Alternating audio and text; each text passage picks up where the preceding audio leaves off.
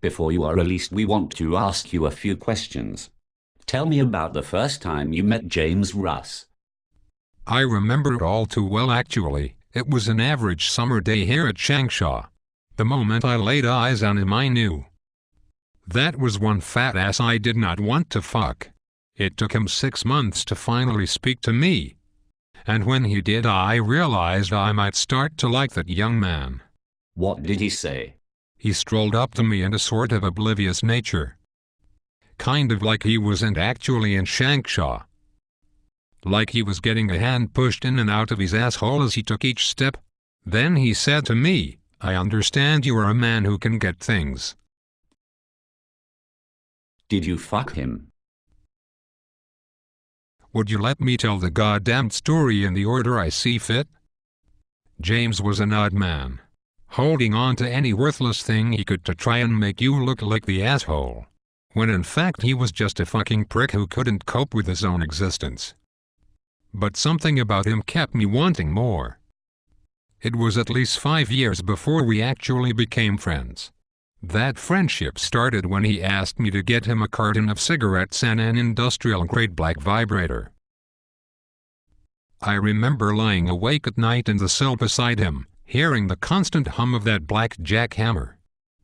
I always wondered how a man could punish his ass all night long and not walk like a goddamned kangaroo the next day.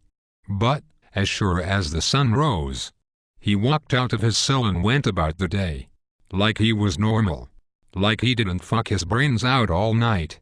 But do you know anything about him before he came to Shankshaw?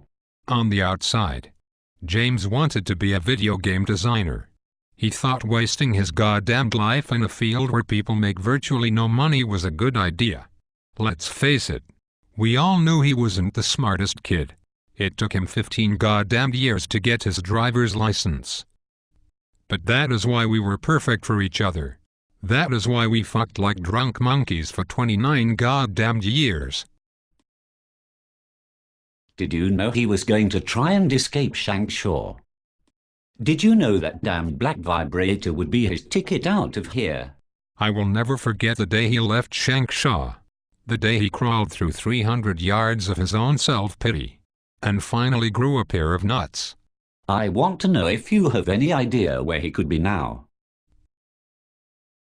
If I had to ask myself where he would go, where would any free man go? That's a funny thing to answer.